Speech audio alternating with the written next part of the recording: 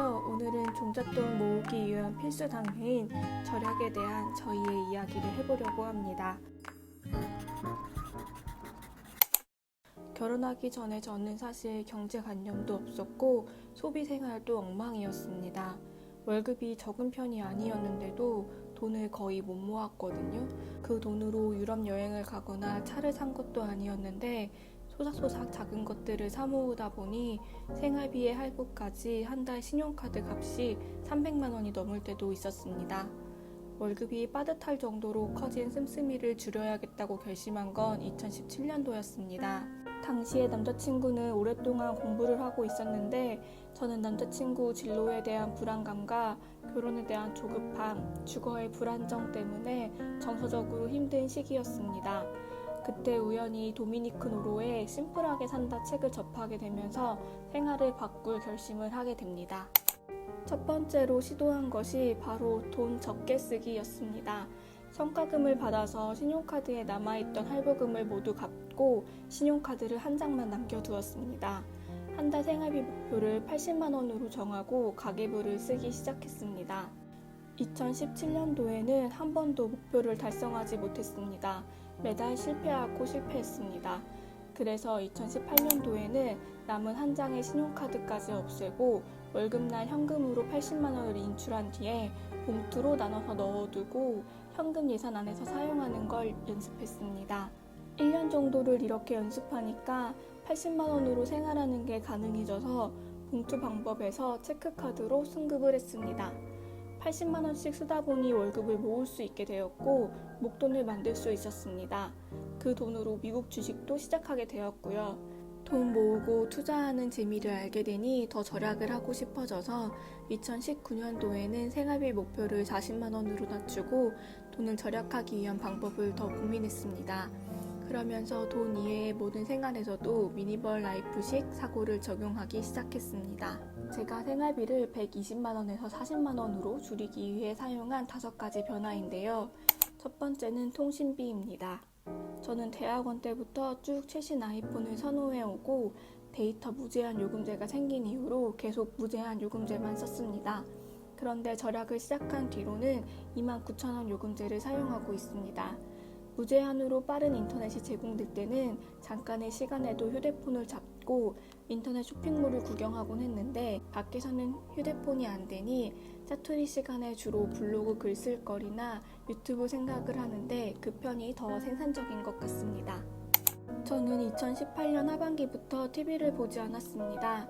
신혼집으로 이사한 뒤에도 관리실에 말씀드려서 기본 TV 수신료도 해지했습니다. 구독 서비스도 이용하지 않고요. 남편이 가끔 저를 게으르다고 놀리거든요. 멍 때리고 있는 시간도 많고요. 그럼에도 블로그와 유튜브를 하고 싶은 바느질과 요리를 할 수 있는 건 그나마 퇴근 후에 TV를 보는 시간을 아낄 수 있기 때문인 것 같습니다. 다음은 식비와 생필품비인데요. 2018년도에 한 개 남긴 카드는 삼성카드였습니다. 그때 매주 코스트코에 가서 장을 보는 게 삶의 낙이었거든요. 가족이 있는 것도 아닌데 매주 15만 원에서 20만 원 가량의 장을 봤습니다.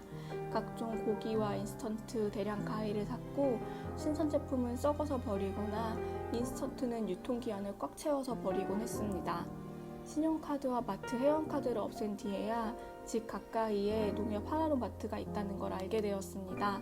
그리고 채식으로 식습관을 바로잡아서 식비를 상당히 절약할 수 있었습니다. 예전 데이트의 8알은 옷 구경이었던 것 같습니다. 매주 SPA 브랜드에서 옷을 입어보고 사고 교환하고를 반복했고 인터넷 쇼핑은 또 얼마나 많이 했는지 매일 회사에 옷 택배가 안 오면 서운할 지경이었어요. 비움을 시작하면서 제일 많이 버린 것이 의류와 저렴한 액세서리였습니다. 하도 버리다 보니까 나중에는 사기가 무섭더라고요. 2018년부터 2019년까지는 1년에 4벌만 옷 사기가 목표였는데 지금은 1년에 한 벌 정도만 구매해도 옷 입고 나름의 멋을 내는데 아무런 지장이 없습니다. 데이트의 나머지 2할은 영화관, 전시관 구경이었습니다. 특히 저희는 영화를 너무 자주 봐서 CGV VIP가 되기도 했는데요. 절약을 시작한 뒤로는 데이트로 옷 구경이나 영화관 구경을 하지 않습니다. 구경하는 행동보다 직접 산으로 바다로 나가서 걷고 수영하는 행동이 더 우리에게 치유가 된다는 걸 알게 되었습니다.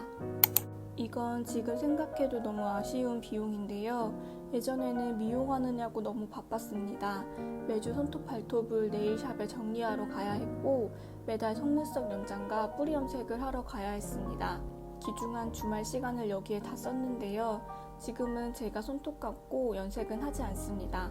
눈 건강에 나쁠까봐 마스카라도 하지 않습니다. 다시 예전으로 돌아가고 싶은 마음은 없습니다. 지금이 못생겨도 마음은 훨씬 평화롭고 만족스럽기 때문입니다. 저는 이 5가지 행동의 변화로 매달 76만 9,500원을 절약할 수 있었습니다. 아르바이트를 하거나 다른 투자를 하지 않았는데도 자동으로 80만 원 가량을 더 벌게 된 것과 마찬가지였습니다. 이 돈을 모아 목돈을 만들고 재테크도 했고요. 3년 동안 꾸준히 절약을 해온 덕분에 남자친구도 자연스럽게 습관이 되었고 갈등 없이 간소하게 결혼 준비까지 할 수 있었습니다. 그리고 경제적 자립, 파이어족을 위한 목표도 함께 세울 수 있었다고 생각합니다.